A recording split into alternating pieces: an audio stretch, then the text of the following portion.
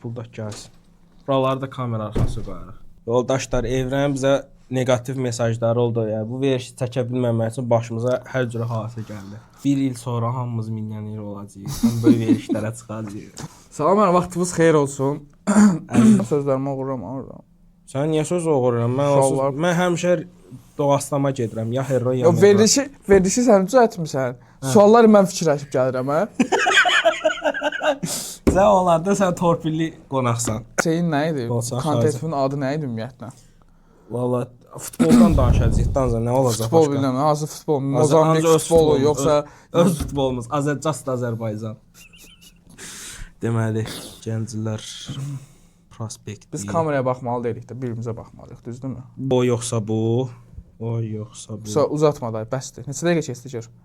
Nə bilim. Neçə basıb çıxıb gedib. Oradan gör. Məncə 3 dəqiqə zat keçər. Sən nətər düşürsən, kameraya bax birimizə.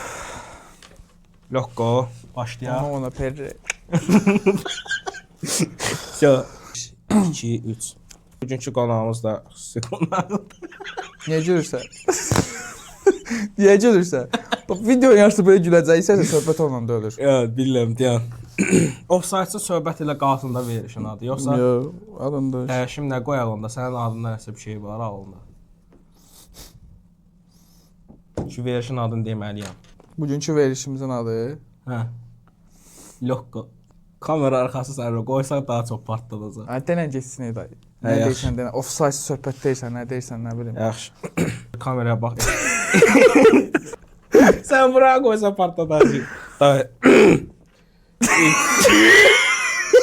Gülmə də. Başlığı normal başlanmışdı da. Elə başlasa gülər değildi. Nəyə gülürsən? Yalan deyirsən ki, aksiyon bacarığım var. 3, 5, 8. Hər kəs xoş gördünüz. Abi bir deyəm. Hər kəsi xoş gördük, əziz izləyicilər. Bu günləri yeni proyektimizlə qarşınızdayıq. Əsasən də podkastımızın mövzusu Azərbaycan futbolu ilə bağlı olacaq. Verişimizin adı da Offside-sız söhbət. İlk qonağımız da xüsusi qonaqlardan biridir. Jurnalist və sabiq qapıçı Murad Şirinov bizlərlə xoş gördük Murad səni. Çox sağ olun, təşəkkür edirəm dəvət etdiyiniz üçün. Bu günləri mövzumuz əsasən daha çox keçən həftə üzərində irəliləyəcək. Bu həftəni gələn verişimizə saxlayacağıq mövzuları. İlk öncəliklə məhz Premier Liqa nəticələrindən başlayaq. Amma məncə ən əsas maç əlbəttə ki, 4-cü gün hamımızın diqqət olması idi. Qarabağ Sabah maçı ilə bağlı. İlk öncəliklə qonağımızın bu maçla bağlı fikirlərini alaq, daha sonra isə sual-cavablara keçəcəyik. Səncə, yəni oyun haqqında əsasən nələr deyə bilərsən? İki tərəfdə də çatışmayan cəhətlər. Sabah və Qarabağ qarşılıqlı hücumlar çox oldu. Ancaq ki, yekun tərəfdə sevinən Sabah oldu. Mən düşünürəm ki, şəxsən, yəni Sabah ilin əvvəlində çox həqiqətən də riskli bir yerdə idi. Çünki Messi yeni gəlmişdi, güvən müəyyən qədər var idi və vaxt az idi.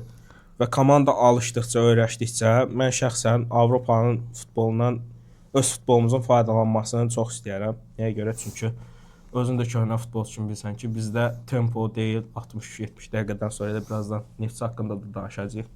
Keçən həftə gördük ki, Neftçinin tıxaniyası 60 dəqiqəyə kimi dayana bilir. Və bu həftədə məhz Sabah Qarabağ qələbəsindən sonra əsasən saytlarda və sosial şəbəkələrdə bildiyiniz kimi Sabahın milyonçu məşqçisi daha çox videolar yayıldı. O hekayə də qısa deyinək. Hər təbşənər hekayəsi kimi danışa, bu da baxılsın. Dastambroskas 2 milyonçu olmaq istəyir yarışmasına qatılır. İndiki Azərbaycan manatı ilə 3000-ə yaxın pul qazanır və qazandığı pulla demək olar öz karyerasını inkişaf elətdirir. Və daha sonra məşqçilik kursuna yazılır. Və sonra da nəticə olaraq hazırda gördüyünüz kimi həqiqətən də bizə də xeyir oldu demək olar. Və keçək indi Qarabağ problemlərinə. Sən nə demək istəyirsən? Qarabağ problemlərinə?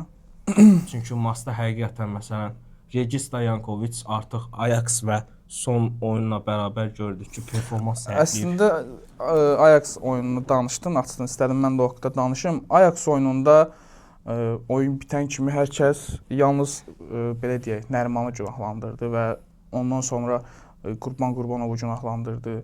Yəni futbola aidiyyatı olan və aidiyyatı olmayan insanlar hər kəs başladılar şərh eləməyə. Bəziləri istifaya səslədi, bəziləri Nərimanı da o qədər bezdirdilər, belə deyək, öz sosial şəbəkələrini bağlayıb. Mən düşünmürəm ki, həmin oyunda Nərimanın, birbaşa Nərimanın günahı var idi. Açığı 2 qol ki var orada. Yankoviç, yəni sadə bir şəkildə Yankoviçi keçirlər və qapıya zərbə və qol.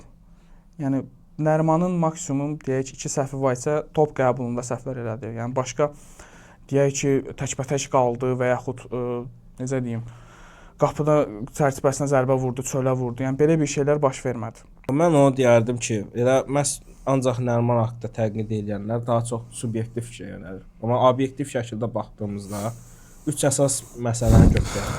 Birincisi Qurban Qurbanova qədər, yəni Avropada biz Neftçi idi, demək olar Avropa liqasında çıxış edən.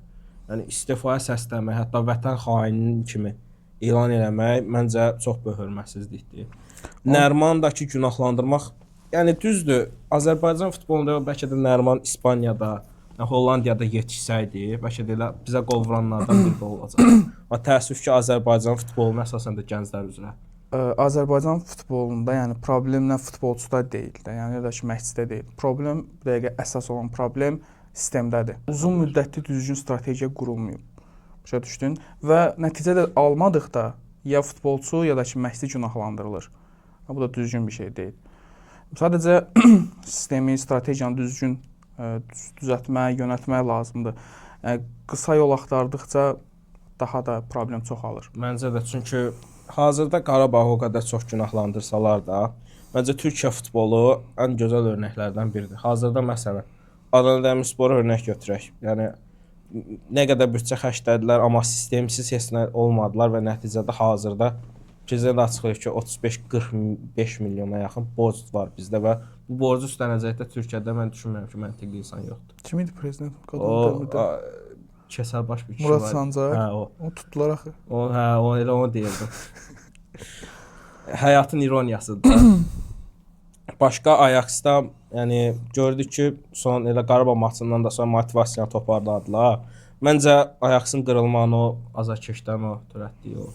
Yox, azarkeşlər də həqiqətən Ajax azarkeşləri çox möhtəşəm idilər. 1400 nəfər insan 90 dəqiqə inanılmaz idilər. Sadəcə Çox Qarabağlı əslində qəzəblənir, amma obyektiv o Avropa oyunundan Avropa oyuna gələn azarkeşlər də fərqindədir ki, Ajaxda o kultura, o kültür var idi. Bizdə isə düzdür, həqiqətən də öz azarkeşlərimizi də yerə vurmaq olmaz. İstəyəndə qəşəng də performans görmək olur, amma nədənsə Avropa oyununda həmişə stadiona qaçan biletləri tükədən azarkeşləri kimi liqada görə bilmirik.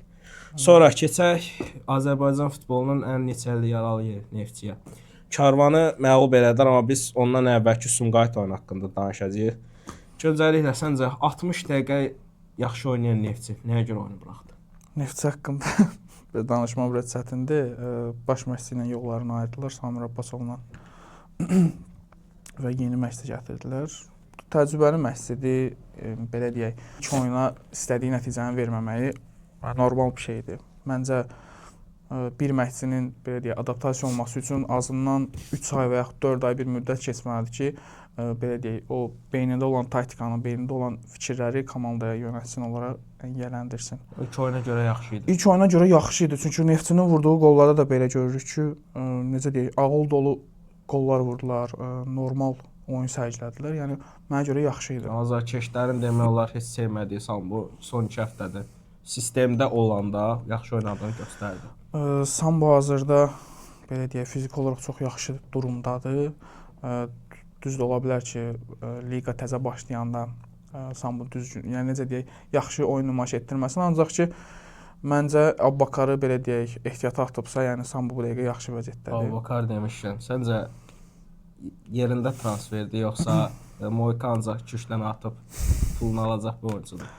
Abbakar belə deyək, Abbakardan keçirəm başqa bir mövzuya, Abbakara da qayıdacağam. Yəni legioner limiti yığışdırılıb və fürsət bütün komandalar. Hə, legioner daha çox legioner cəlb eləyirlər hər kəsdə. Yəni bütün komandalar demək olar ki. Ancaq ki, legionerin də düzgününü almaq lazımdır.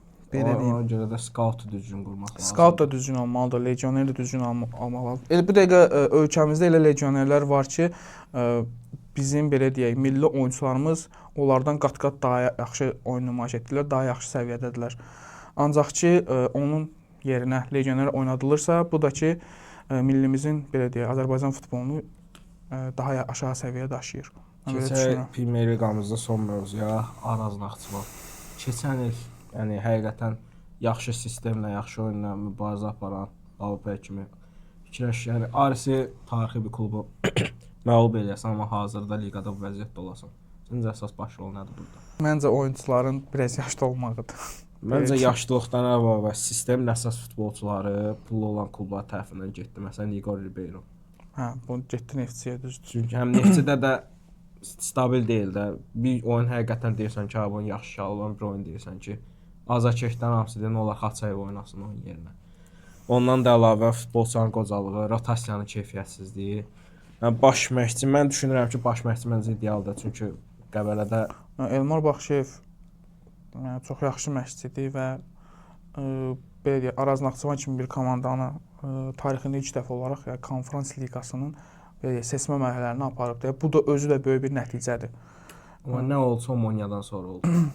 Ola bilər ki, hardasa motivasiya əskikliyi ola bilər, ancaq ki birinci dövrə demək olar ki, bitir. Mən fikirləşirəm ki, ikinci dövrə daha fərqli bir oyunlar görəcəyik. Yəni bütün komandalar belə deyək, daha istəkli, yəni transfer sezonunda olandan sonra məncə istədiklərinə çatandan sonra yaxşı bir möhtəşəm liqa görəcəyik. Belə Çempionluq fikirləşirəm. adayların kimdir? Premier Liqada, Kubokda, bir də birinci liqada. Açığı sizə deyim, Qarabağ yerini heç kəsə vermir. Bu il möcüzə olar səncə? Məncə bu il mən gözləyirəm açığı və sabahdan gözləyirəm bu möcüzəni. Mən də gözləyirəm, amma bir ehtimal var ki, əgər Qarabağ qalsa, əgər son 32-yə deyək də Çempionlar Liqasında həqiqətən hər şey dəyişə bilər, amma qalmasa artıq böyük rəqabət izləyəcəyik ki, bu da liqamızın əslində keyfiyyətinə yaxşıdır. Birinci liqada səncə Səval mı olar, yoxsa kimsə sürpriz eləyərmi Şəfanın yerinə? Birinci liqada açığı bu dəqiqə Şəfa komandası çox yaxşı vəziyyətdədir. Sistem özünü deyir. Baş məşqçisi Elgiz Kərəmli ancaq belə deyək, Azərbaycanlı futbolçular, yerli futbolçulardan istifadə edib və məncə bu hərəkətlə hər kəsə başa salmaq istəyir ki, bizim də öz keyfiyyətli oyunçularımız var. Biz öz oyunçularımızla, öz belə deyək, vətəndaşlarımızla yəni bu çempionluğu əldə edəcəyik. Mən belə düşünürəm ki, belə olacaqdır. Yəni Şəfa məncə birinci yer olar və düşünürəm ki, Səbal yox, ancaq Baku Sporting play-offda iştirak edəcəyini düşünürəm. Keyfiyyətli heyəti var həqiqətən. Yaxşı heyəti var və çoxsu da belə deyək tanıdığımız oyunçulardır. Hansı ki birinci liqa deyəndə ağlımıza gələn futbolçular var ki, Pablo Alves, yeni transferlər yanında. Pablo təcə Pablo demərəm, yəni var İlham Allah. İlham Allahverdiyev var, bəli. Yəni birinci liqa deyəndə təkcə birinci liqada oynamayıb, düzdür, yəni yüksək liqada da bu oyunçular nümayiş oynayıblar. Ancaq yəni düşünürəm ki, Baku Sporting də hardasa indi ikinci yerdədir və mən düşünürəm ki, sezonun axırında da ikinci yerdə tamamlaya bilərlər. Onların da baş məşqçisi Real Nəcəfovdur və yəni Sportingin də köhnə futbolçusudur belə deyək. O da özü də təcrübəli bir insandır. Belə düşünürəm. Mən də Şəfadan biraz söz açmışkən bir iki cümlə deyim. Yəni bu futbolumuzun hazırda ən müasir problemlərindən biridir. Yəni pul çox olan yerdə biraz çox gözə batılır. Məsələn, Leipzig-də sistemlə gəldi. Almaniya Azarkeş həmişə alışıb 51+49 sisteminə. 51% Azarkeş, 49% sahibkar. Amma Leipzig-də sahibkarların belə içində şirkət yönələn insanlar var. Mən deyərdim ki, yəni əgər pul düzgün şəkildə, düzgün sistemlə yaxşı yerdə işlədilir və nəticəsi görülürsə, məncə yəni nəsə deməyin ehtiyacı yoxdur ki, gələcək dövrlərdə də məncə bu sistem öz sözünü deyəcək, eyni sabahdakı kimi. Gərək mənim çempionluq adayıma, yəni sabahdan mən çox ümidliyəm. Çünki düzdür liqamızda Avropanın müdafiə sistemini oynadan qozalar da var. Məsələn, Kaşgili olsun, başqa Qurbanberdiyev də keçən yaxşı oynadırdı 5 müdafiəni, amma bu il Turan-Tovuz Azarkeşləri belə dilə gəldi, istifadə edilər. Turan-Tovuz Azarkeşləri artıq yəni əvvəlki marağı göstərmirlər. Tribun əvvəl dolu isə indi biraz da görürsən ki, tribunalarda boş yerlər görsənir. Səncə bu bəs kim Premier Liqadan düşər? %100 deyirsən ki, o düşəcək. 2 dənə təxminim var əslində. Yəni bu da hər kəsə bəllidir. Amma ki, düşünürəm yəqin ki, Karvan düşəcək. Nəyə görə məsələn? Karvan məsələn ilin əvvəlindən bu vaxta kimi müşahidə eləsək, nəyə görə deyərsən ki, düşər? Məncə Azər Həkimov getməməli idi və ona belə deyək də, uzun müddətli şans verilməli idi. Çünki Əslində- o komandanı pis oynatmırdı. Neftçinin meydanında belə deyək, bərabərə qaldıq. Yəni xal götürmüşdü. Deyəsən qeyri-rəsmi məşqçi kimi görsən deyəsən. Mən buna təzminat məsələlərinə görə. Bilmirəm necə görsənir, amma ki məncə Füzuli getməməli. Məmmədov kimi adı köməkçi məşqçi kimi vermişdilər. O özü bir ironiya. Bilmirəm, yəni də getməməli idi mənim fikrimdə elə düşünürəm. Kubok çempionu səncə bu il kim olar? Məncə fikirləşirəm ki, bu il kubokda ya Zirə, ya Qarabağ olacaq. Zirə və Qarabağ. Bəs birinci liqanı dedik. İkinci liqada 2 dənə komanda var. İkinci Onlara da liqada- deyirlər ki, orada da qeyri-peşəkarlıq olsa da məncə orada da futbol var. Biraz oradan da danışaq. Belə deyim, 2 komanda var bu saat. Lökbatanla Xankəndi. Xankəndi də yeni yaranan klubdur. amma Lökbatan Həyətində təcrübəli məğlubiyyəti məncə oyunçular var. onları öyrətdi məğlub olmağa. Hə, yəni təcrübəli oyunçular var, amma Lökbatan da, yəni Lökbatandır da bu liqada ya çempion olmuş komandadır Lökbatan. Yəni düzdür, indi düşmüş ola bilər, amma məncə gələn il qalxsa neçə il müəllimlər yaxşı oynayacaq. şey imza atmış Qəzənfər müəllim ordadır baş məşqçi kimi. Mən düşünürəm ki, Lökbatan məncə çempion olar. Keçək əsas məsələyə. Sənin ən sevdiyin yerə gəldik, o yoxsa bu. Deməli, Bill Goalkeeper kimi mən sənə elə özümdən sual verəcəm. Neçə ildir futbola baxırsan belə? Belə deyim də, uşaq yaşlarından 2000 harca 9-dan falan 2009-dan. hesablayanda Mən də özüm 5 elə təxmini o illərdən bəri futbola baxıram 4-5 yaşımdan. İndi öz bildiklərimdən müqayisə edəcəm. Səncə başlayaq elə o vaxtın tanınanlarından. Julio Cesar yoxsa Victor Valdes? yəni qapıçıları şeydən verir, Avropadan verir, yoxsa özümüzdən? Özümüzkülər də istəsən keçək. Viktor Valdes Kamran yoxsa Ağayev Julio onsuz Cesar? bu Ballon d'Or alacaq burada. Yaşını alacaq mütləq. Məncə Avropadan verək. Başla. Julio Cesar yoxsa Victor Valdes? Mənə görə Julio Cesar. Necə deyim, mənə Valdes görə məncə doğru zamanın yanlış adamı idi. Məncə Ter Stegen ondan daha yaxşıdır. Ter Stegen, o düz ayrı-ayrı dövrlərdə oynayıblar, amma ki Ter Stegen yaxşı idi. Ter Stegen indi o vəziyyətin görücüsü adam həqiqətən biraz həyata soyuyur. Julio Cesar yoxsa Peter Cech? Julio Cesar. Peter Cech yoxsa De Gea? Julio Cesar seçmişəm təkər. Qəsdən deyirəm qoy nəsə çıxsın. Deməli, Julio Cesar yoxsa Peter Cech? Julio Cesar. Cesar yoxsa De Gea? Julio Cesar. Cesar yoxsa Casillas? Casillas. Casillas yoxsa Stegen? Casillas. Casillas yoxsa Alisson? Casillas. Şey Xəridan Sərgən Yalçın, Hacı, nə bilim. Casillas yoxsa Andanovic?